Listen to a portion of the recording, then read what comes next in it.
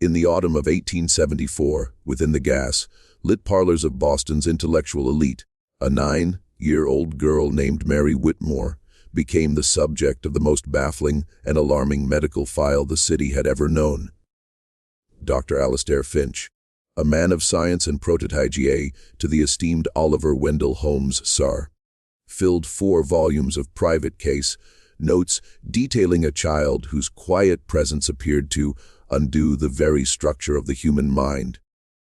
To the society that had embraced her, Mary was a portrait of orphaned innocence, a cherubic face with eyes the color of a stormy sea. But beneath that composed surface, Dr. Finch recorded a phenomenon that defied the era's developing grasp of medicine and psychology. Over the course of a year, 5 individuals within her immediate circle slipped into madness, despair, or complete catatonia, a shadow that descended upon a prominent Beacon Hill family, a series of tragedies never connected by law, but all tied to a little girl whose gentle smile never quite erased the unsettling stillness in her gaze. The official hospital records were later sealed and archived, hidden behind medical terminology and professional discretion. Yet the uncensored truth found in Dr. Finch's private journals reveals a kind of darkness that challenges everything we think we know about the power of a child's influence and the vulnerability of the human psyche. Before we explore the haunting account of Mary Whitmore and the silent terror that gripped one of Boston's most respected families, if you're drawn to the mysteries lurking in history's forgotten corners, please consider subscribing to our channel and activating the notification bell. You won't want to miss our explorations into these dark and compelling narratives. And we're always curious to know where our community of history lovers is watching from. So please drop your city or state in the comments below. We truly appreciate hearing from each and every one of you. The chain of events that would seal Mary Whitmore's name in Dr. Finch's secret records began not with a scream, but with an act of charity. The Boston of 1874 was a city of stark contrasts, a hub of scientific progress and literary brilliance, yet also a place where the wounds of the Civil War still festered, leaving behind a generation of orphans. The Cartwrights of Beacon Hill were the embodiment of Boston's enlightened aristocracy. Henry Cartwright had built a fortune in shipping, and his wife Eleanor was a celebrated patron of the arts and a devoted philanthropist. They had constructed a life of deliberate grace and intellectual rigor, their home a stronghold of order and reason, yet marked by a quiet sorrow. They had been unable to conceive a child of their own. When word reached Eleanor of a particularly bright and well-mannered orphan at the St. Jude's foundling home, a girl left parentless by a cholera outbreak, she saw it as a sign. Mary Whitmore was everything they could have hoped for. She was small for her 9 years, with cascades of dark hair and a pale, delicate complexion.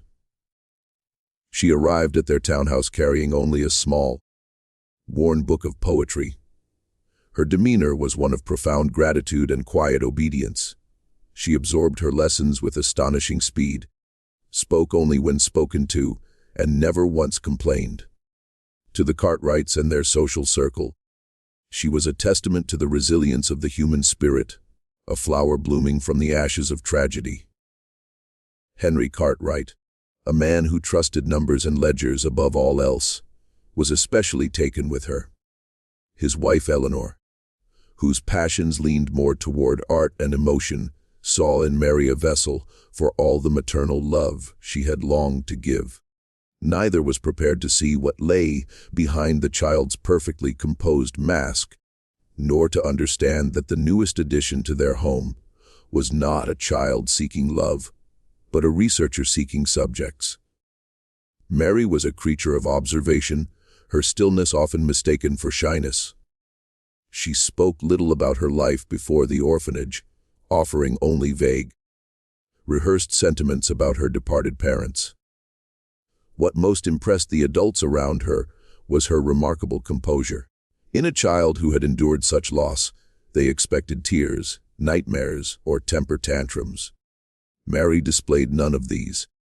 She moved through the grand house with silent, graceful purpose, her stormy eyes taking in every detail, every conversation, every subtle shift in mood. She seemed to possess an unnatural empathy, always appearing with a glass of water before a headache was announced, or a comforting hand just as a moment of sadness began to take hold. Dr. Alistair Finch made his first acquaintance with Mary Whitmore in November of 1874.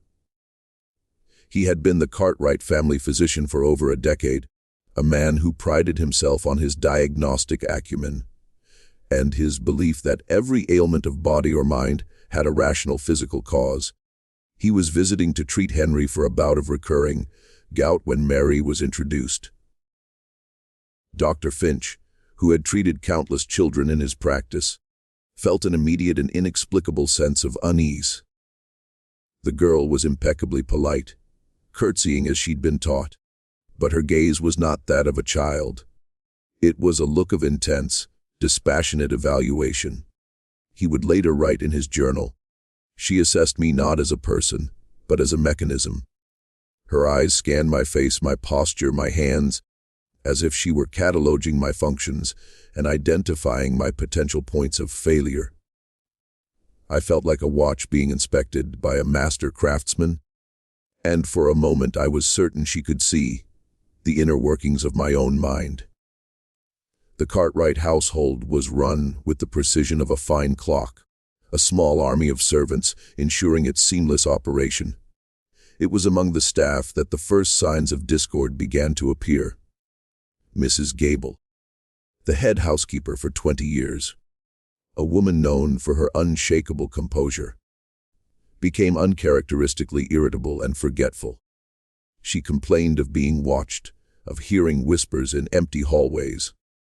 She attributed it to the fatigue of old age, but her decline was rapid and alarming. She would often see Mary in the periphery, standing silently at the end of a corridor or in the shadow of a doorway, simply observing her work. Whenever their eyes met, Mary would offer a sweet, placid smile before gliding away, leaving Mrs. Gable with a profound and lingering sense of dread. The family's two Irish setters, once boisterous and friendly, grew hostile in Mary's presence. They would whine and retreat to the far corners of a room when she entered, refusing her gentle offerings of treats. On several occasions, they were heard growling low in their throats, the hair on their backs raised as she passed by. Henry Cartwright dismissed it as the dogs being unused to a child in the house. But Dr. Finch, a keen observer of animal behavior, found their specific, targeted aversion highly unusual, as if they sensed a predator that the humans could not. The first true casualty was Mary's governess, Miss Agatha Croft, a Cambridge, educated woman in her late 30s. She was the picture of intellectual and physical vitality, hired to oversee Mary's education and initially delighted by the girl's quick mind and obedient nature. But within 6 weeks of her arrival, Miss Croft began to change. She suffered from crippling insomnia, often pacing her room all night. She wrote to her sister of vivid, terrifying nightmares and a growing sense of paranoia. Convinced that other members of the staff were plotting against her, she became certain that her books were being moved and that pages were missing from her private diary. She confided in Dr. Finch during one of his visits, her voice a strained whisper, that she felt her own thoughts were no longer her own.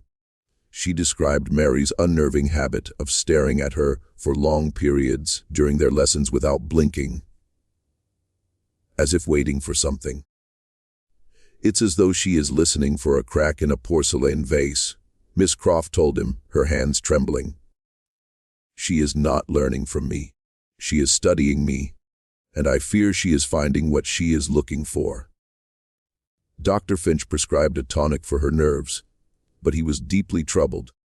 He could find no physiological reason for her sudden and dramatic decline. 2 weeks later, Miss Croft was found weeping uncontrollably in her room. Claiming she could no longer remember her own name, she was quietly dismissed and sent to a private sanatorium in the countryside, her career in ruins. Mary was the one who alerted the Cartwrights to the governess's breakdown. She approached Eleanor with wide, concerned eyes, her voice filled with a perfect imitation of childish worry.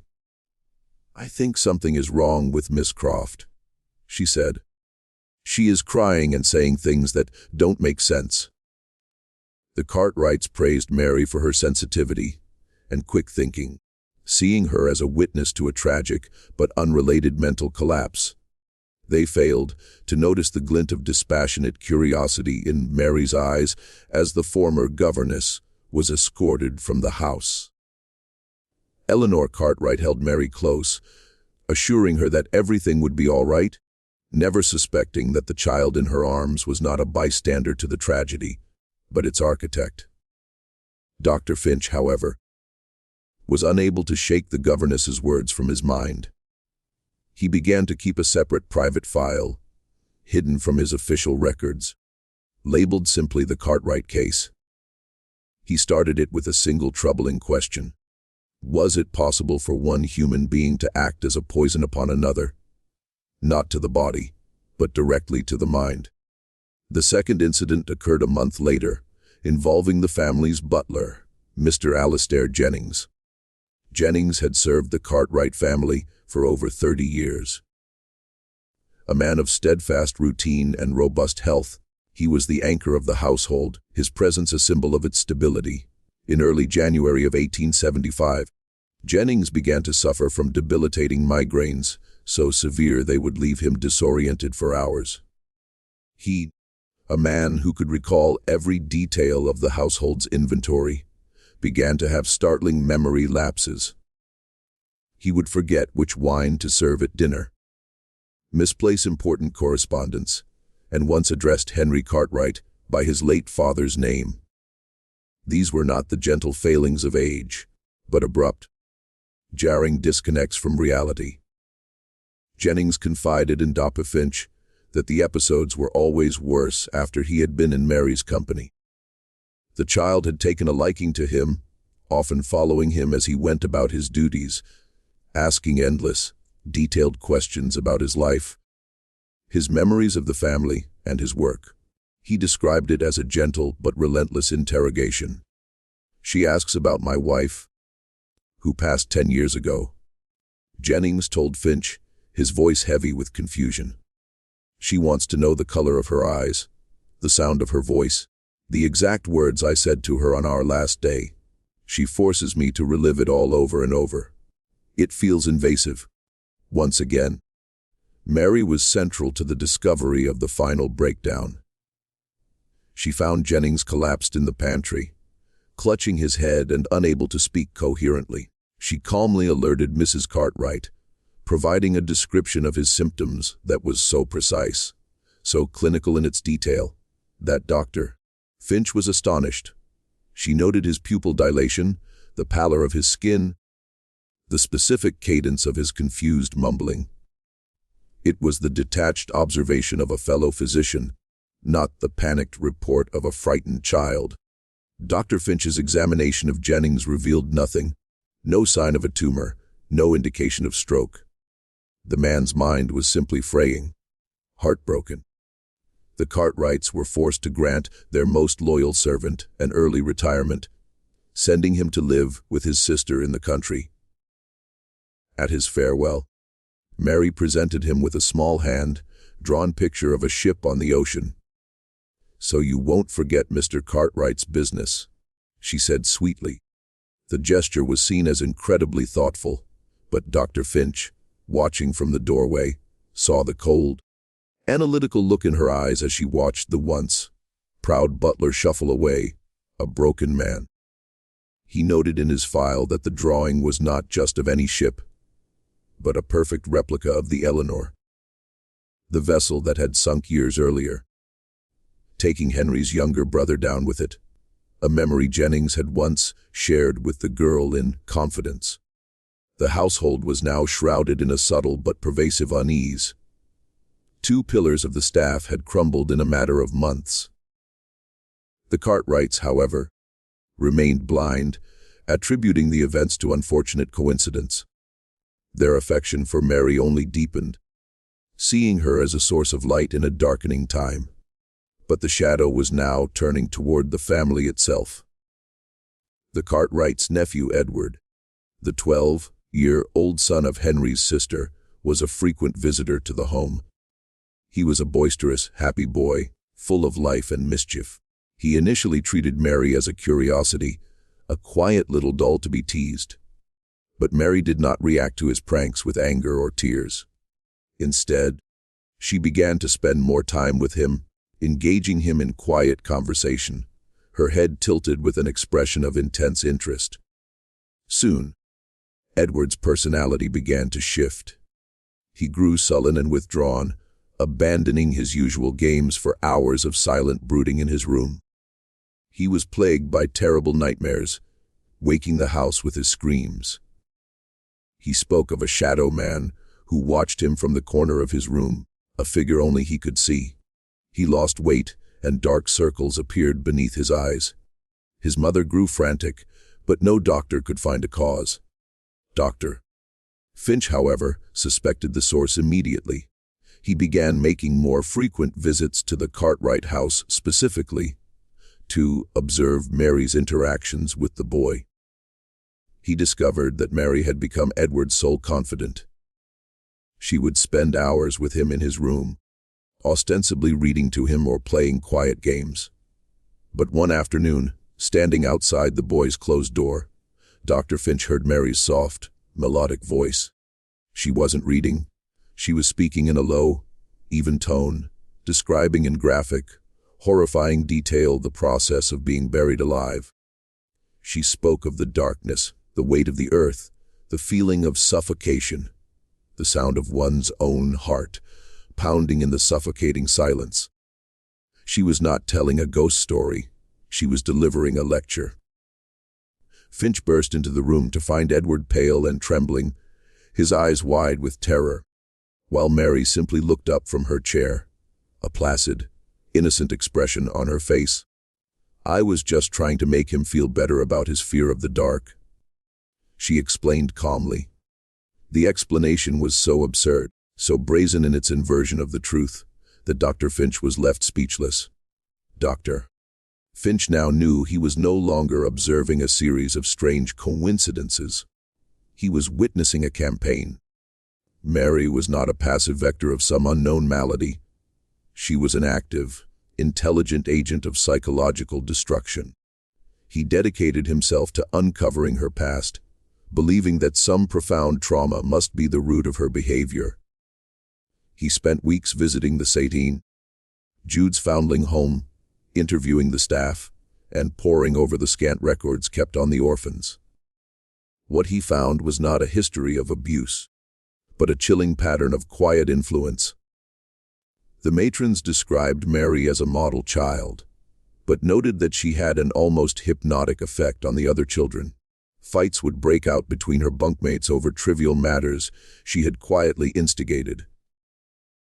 One particularly cruel older boy, a bully who had tormented the younger children, suddenly developed a paralyzing fear of birds after Mary told him a series of stories. Another child, Mary's only friend, had simply stopped speaking one day and never uttered a word again. In every case, Mary was at the center, an island of calm in a storm of her own making. There was no single event, no great tragedy to explain her. It was as if she had been born with a fundamental piece of her humanity missing. Dr. Finch began to subtly probe Mary's own psychological state during his visits, engaging her in conversations designed to gauge her emotional responses. He spoke of sad stories of loss and grief, carefully watching her reactions. She displayed a perfect pantomime of sadness, her brow furrowing, her lip trembling on cue, but her eyes remained cold, clear, and analytical. She understood the mechanics of emotion, but felt none of it. Her curiosity, however, was boundless, particularly regarding the mind's breaking points. "Doctor," she asked him one day, her tone one of pure academic interest, "at what point does a memory become more real than the present moment? Can a person be made to live inside a nightmare, even when they are awake?" The question, coming from a 9-year-old, was so advanced, so specific in its terrifying implication, that Dr. Finch felt a chill that had nothing to do with the winter air outside. He was conversing not with a child, but with a born experimental psychologist whose field of study was human suffering. He knew then that the danger was far greater than he had imagined, and that the final act of Mary's experiment in the Cartwright house was yet to come. The turning point, the moment that transformed Dr. Finch's terrifying suspicions into absolute certainty, came not from an observation, but from a discovery. Believing that Mary must be keeping some record of her thoughts, some key to her inner world, he began to search for a diary or a journal. On a day when the family was out, he used his privileged access to the house to search her room. It was impeccably neat, a picture of childhood innocence, with dolls arranged on the bed and storybooks stacked neatly on a shelf. There was no diary, but as he ran his hand along the back of her wardrobe, he felt a loose panel. Inside, he found a small wooden box. What it contained was far more disturbing than any written confession. Inside, nestled on a bed of black velvet, were small personal tokens. A silver hairpin belonging to Miss Croft, the governess, a brass cufflink from Mr. Jennings's uniform, a small tin soldier that belonged to young Edward, and next to them, a new addition, a delicate lace handkerchief belonging to Eleanor Cartwright. Alongside these trophies were sheets of paper covered in a precise, elegant script that was far too mature for a 9-year-old. They were not diary entries. They were clinical notes. Beside each object, Mary had documented her methods and observations. For Miss Croft, subject exhibits high intelligence but is prone to anxiety. Primary vulnerability, professional pride. Method D, subtle gaslighting. Repositioning of personal items, auditory suggestion, whispers. Result, rapid onset of paranoia, cognitive breakdown within 43 days. For Mr. Jennings, subject is anchored by memory and routine. Primary vulnerability, grief over deceased spouse. Method, repeated evocation of traumatic memory, disruption of daily patterns. Result, induced migraines, temporal lobe confusion, memory fragmentation. For Edward, subject is emotionally immature, susceptible to fear-based suggestion. Primary vulnerability, nyctophobia, fear of the dark. Method, direct implantation of phobic imagery through narrative. Results, severe night terrors, withdrawal, arrested development. Dr. Finch felt the blood drain from his face. This was not the work of a troubled child. This was the methodical research of a monster. And the handkerchief, lying next to a fresh sheet of paper, told him who the next subject was. The notes for Eleanor Cartwright had only a single sentence: subject appears emotionally resilient. Primary vulnerability, fear of loss of control. A new approach is required. Dr. Finch was now faced with an impossible situation. He held in his hands evidence of a systematic psychological assault. Yet the evidence was meaningless to the outside world. How could he go to the police and accuse a 9-year-old girl of driving people mad with whispers and misplaced objects? They would think he was the one who had lost his mind. The science of 1874 had no name for this, no concept of psychopathy, no framework for a child born without a conscience, who viewed other human beings as mere specimens for study. He knew that any attempt to expose Mary would be dismissed. The Cartwrights would defend their darling angel. The world would see him as a hysterical doctor, and Mary's experiments would continue unimpeded, with a new, more dangerous subject in her sights. Eleanor Cartwright herself.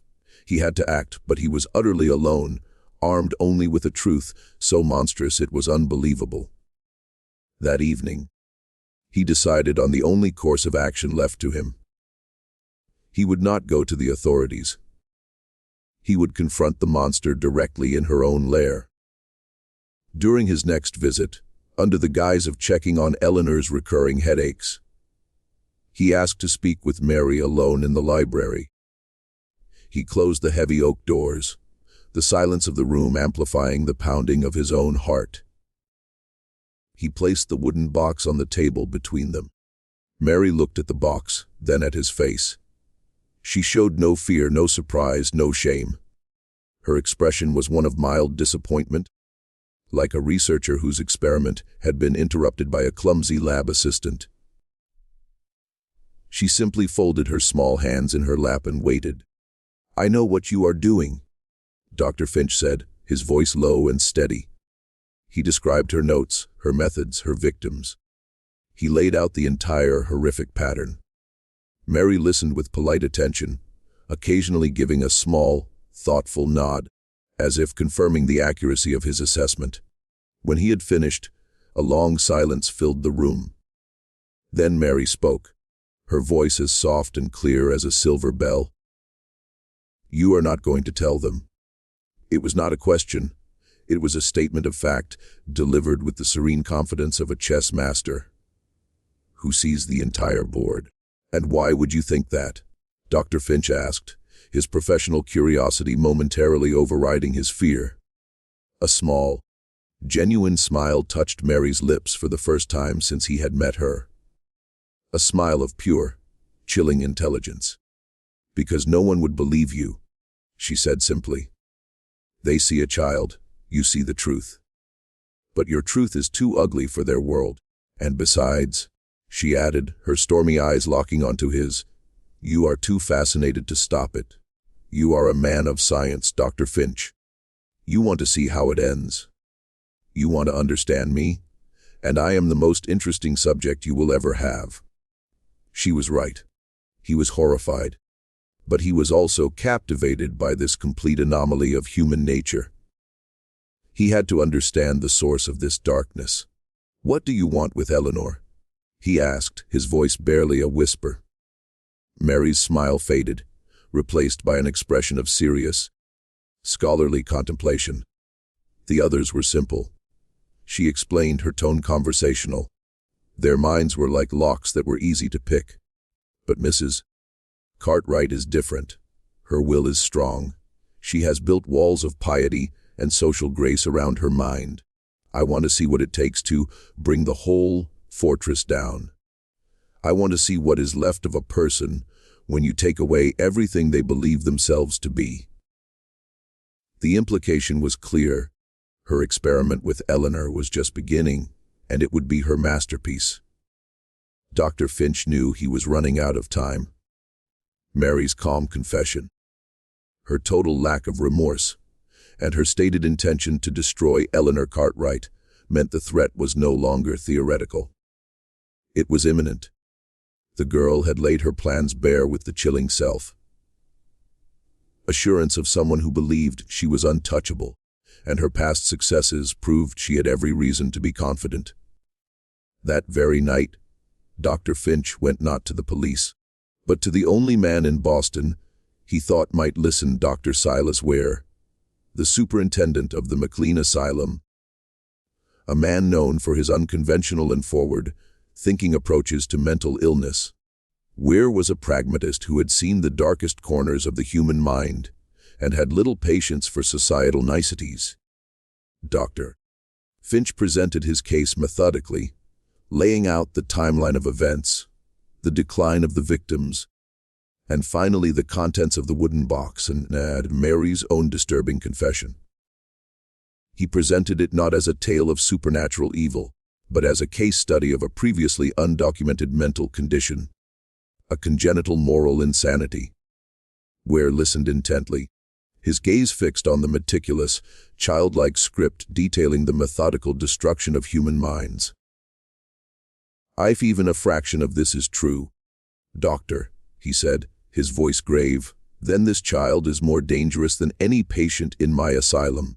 We cannot have her arrested for suspicions and theories. But we can observe, and we can be ready to intervene." Where? A man who understood the intricacies of the law knew that they needed more than Finch's notes. They needed to catch her in the act, or at least to document the effects of her influence in a way that could not be dismissed. The two doctors devised a plan. Dr. Finch would insist on becoming Eleanor Cartwright's primary caregiver for her nervous condition, allowing him daily access to the house and to Mary. He would document every interaction, every subtle shift in Eleanor's behavior. Dr. Ware, using his authority, would arrange for two of his most trusted and discreet nurses to be hired as household staff, replacing others who had conveniently decided to leave. They would be his eyes and ears, providing round-the-clock observation. Their goal was to build a case so detailed, so irrefutable, that it would force the world to see the monster hiding behind the innocent face. The trap was set. Now they just had to wait for the predator to make her move. The plan went into effect the following week. Dr. Finch began his daily visits, finding an increasingly anxious and fragile Eleanor Cartwright. She complained of sleepless nights, of a constant feeling of being watched, and of a strange sense of confusion. She would misplace objects only to have Mary find them in obvious places, making her feel foolish and forgetful. Mary was her constant shadow, a picture of loving concern. She would read to Eleanor from the Bible, her soft voice emphasizing passages on guilt, paranoia, and madness. She would brew her special herbal teas, which Dr. Finch quickly analyzed and found to contain trace amounts of belladonna, not enough to kill, but enough to cause mild hallucinations and disorientation. Mary was orchestrating Eleanor's descent with the precision of a conductor leading an orchestra. The nurses, disguised as a new maid and a footman, provided Dr. Finch with daily reports that confirmed his fears. They observed Mary whispering to Eleanor as she dozed, rearranging furniture in her room at night to cause confusion, and subtly contradicting things Eleanor said, making her doubt her own memory. It was a masterful campaign of psychological warfare, so subtle that each individual act seemed trivial. But the cumulative effect was devastating. The climax arrived on a storm-lashed night in late February. Dr. Finch was summoned to the Cartwright house by an urgent message. He arrived to find the home in chaos. Henry Cartwright was in London on business. The staff were huddled in the kitchen, terrified. One of the disguised nurses met him at the door. "It's Mrs. Cartwright," she whispered, her professional composure broken. "The girl has had her alone for hours." Dr. Finch raced up the grand staircase to Eleanor's bedroom. The door was locked. From inside, he could hear nothing but the sound of the wind and rain. With the help of the nurse, he forced the door open. The room was cold, the fire in the hearth long dead. Eleanor Cartwright was sitting in a chair by the window, staring out at the storm. She was awake, but her eyes were vacant, unseeing. She did not respond to her name. She was a beautiful, empty vessel. Mary was sitting on a stool at her feet, calmly brushing Eleanor's long hair. She looked up as Dr. Finch entered, her expression one of serene accomplishment. "Good evening, Doctor," she said, her voice betraying a hint of excitement. "I believe the experiment is complete. The fortress has fallen." The Dr. Finch rushed to Eleanor's side. Her pulse was steady, her breathing even, but her mind was gone. She was in a state of profound catatonia, locked away in some inner world where no one could reach her. "What did you do?" he demanded, turning on the small girl. Mary set the hairbrush down carefully. "I simply helped her find her greatest fear," she explained, her tone that of a teacher explaining a complex theorem. She wasn't afraid of death or illness. She was afraid of being nothing, of being an empty room. So I opened the door for her and let her walk inside. I found the one memory she had buried deepest, a childhood terror of being abandoned in a silent house, and I made it real for her. For the last 3 hours, I have been her only companion, describing in detail how everyone she loves has left her, how the house is empty, how she is utterly and completely alone in the world. Eventually, she simply agreed. As Mary spoke, she moved toward the fireplace, picking up a heavy iron poker. It was a gesture of casual, calculated menace. And now, she continued, her voice hardening for the first time, I have a new question. What happens to a man of science when he is confronted with something he cannot cure, cannot explain, and cannot defeat? She was no longer a child. She was a predator, confident in her victory. But she had made one miscalculation. She had not accounted for the 2 nurses, who now entered the room, their professional demeanor replaced by grim resolve. They were not ordinary servants. They were trained attendants from Weir's Asylum, accustomed to dealing with violent and unpredictable patients. Before Mary could react, they had her, their movements swift and efficient. The struggle was brief but shocking. The small girl fought with a silent, vicious fury, biting and scratching, her placid mask completely gone, replaced by a face of pure cold rage. But she was no match for the 2 trained professionals. They subdued her and held her fast. Dr. Finch, his heart pounding, could only stare at the scene, the broken woman in the chair, the furious captured child, and the storm raging outside, a perfect reflection of the chaos that had been unleashed within that house. When the authorities finally arrived, summoned by Dr. Finch, they were met with a scene that defied easy explanation. There was no crime scene, no weapon, no physical evidence of an assault, only a catatonic woman and a silent 9-year-old girl. Mary Whitmore was, as she had predicted, never charged with a crime. Without a confession, and with the victim unable to testify, there was nothing the law could do. Henry Cartwright returned from London to a ruined life.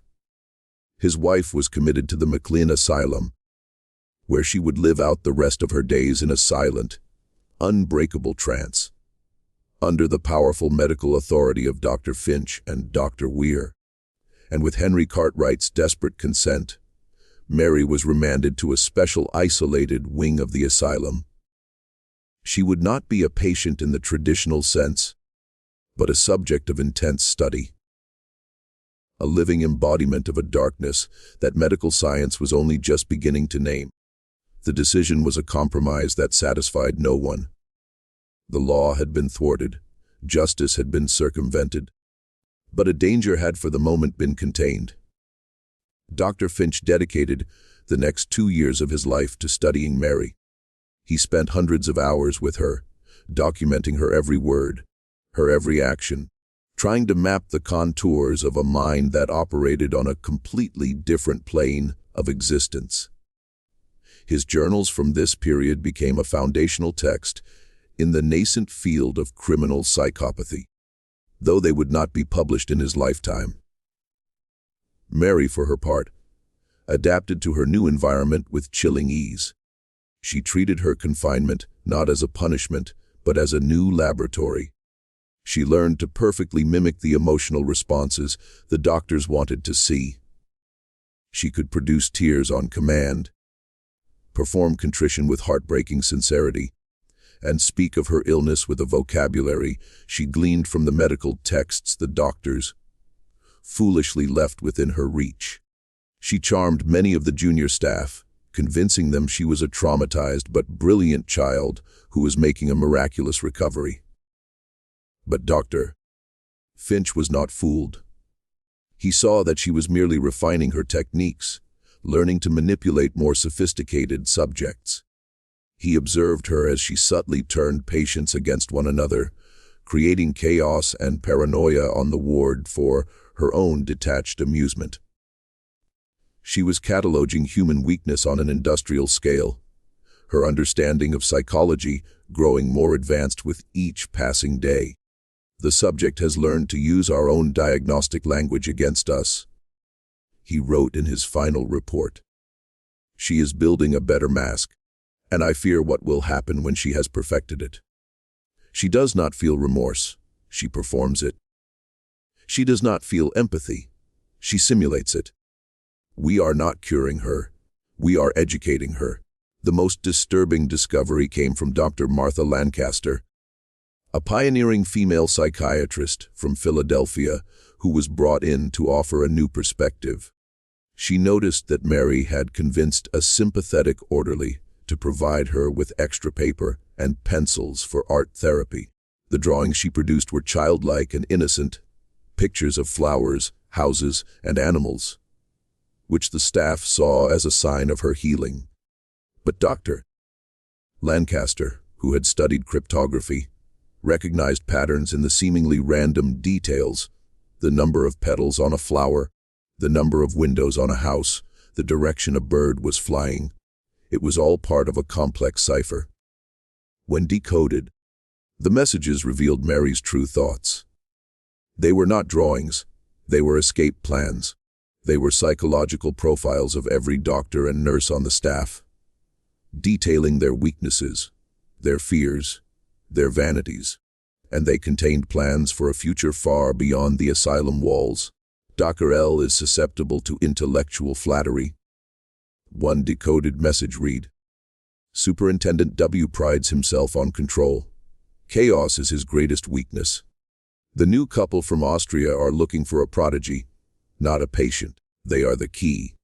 In the summer of 1877, just after her 12th birthday, Mary Whitmore vanished from the McLean Asylum. The official story was that she was transferred to a private facility in Europe at the request of a wealthy benefactor who wished to remain anonymous. Dr. Finch knew this was a lie. A wealthy, eccentric Austrian couple, fascinated by fringe psychology, had indeed visited the asylum. They had been utterly captivated by the brilliant, remorseful, and beautiful young girl who spoke 4 languages and quoted Plato. Despite the strenuous objections of Dr. Finch and Dr. Ware, the Cartwright fortune, and a team of clever lawyers were used to secure her release into the couple's custody. Mary had not escaped. She had been liberated. She had studied the system, identified its weakest point, and manipulated it to perfection. Dr. Finch noted in his journal that on the day of her departure, several long-term patients on her ward erupted into violent, inexplicable hysterics, as if the puppeteer had finally cut their strings. Her exit was as quiet and devastating as her arrival. The experiment was over, and the subject was now free. In the years that followed, Dr. Alistair Finch abandoned his promising career in mainstream medicine. He became an obsessive, solitary researcher, a man haunted by the ghost of the girl he had failed to contain. He began to collect news clippings and correspondence from across Europe, tracing a phantom's path. He found stories of a brilliant young woman who would appear in high society, leaving a trail of ruined families, financial scandals, and inexplicable suicides in her wake. There was the German industrialist who inexplicably signed his fortune over to a mysterious young ward before taking his own life. There was the Viennese diplomat whose wife descended into a violent paranoia that shattered his career. There was the Italian artist who created a series of terrifying, beautiful portraits of a dark-haired girl with stormy eyes before being committed to an asylum. The methods were always different, but the pattern was the same: a mind, a family, a life, methodically and completely dismantled from the inside out. Finch realized that Mary's time in the asylum had been her university. She had emerged not as a child, but as a master of psychological manipulation, her skills honed and perfected. The Cartwright townhouse on Beacon Hill was sold after Henry's death in 1885. He died a broken man, having spent his entire fortune on his wife's futile care. The house was said to be haunted, not by spirits, but by a palpable sense of sorrow and confusion that clung to the walls. Locals spoke of it in hushed tones, a monument to a family that had simply come apart. Dr. Finch's private journals, all 4 volumes, were discovered in his study after his death in 1902. His family, ashamed of what they saw as his late life obsession, kept them hidden. It was only in the 1950s that his great-nephew donated them to the Boston Medical Library, where they remain a chilling and largely unknown account of a predator who defied every category of her time. In his final entry, written the night before he died, Dr. Finch reflected not on Mary, but on her implications. "I have spent a quarter-century in the shadow of one child," he wrote, "and I have come to a terrifying conclusion. We have spent our lives learning to mend the body and chart the diseases of the mind, but we never considered that a mind could itself become the disease." Mary was not broken. She was a different kind of human entirely, one that sees the rest of us not as peers, but as puzzles to be solved and then broken apart for sport. She was the first of her kind that I encountered. I pray she was the last. This story reminds us that the most profound horrors are not always accompanied by violence and bloodshed. Sometimes evil is quiet, intelligent, and wears the face of an angel. The case of Mary Whitmore forces us to question the very nature of human connection and the terrifying possibility that for some, empathy is not a feeling but a language to be learned and used as a weapon. What do you believe happened to Mary Whitmore? Did she continue her dark experiments, or did she eventually find some semblance of humanity? Leave your theories in the comments below. We want to hear your thoughts on this unsettling chapter of medical history. If this story captivated you and you're eager for more dives into the dark and the unknown, make sure you subscribe, hit the notification bell, and share this with a fellow mystery enthusiast. The truth is often hidden in the stories we are afraid to tell, and history is filled with shadows that are still waiting to be explored. We'll see you in the next video.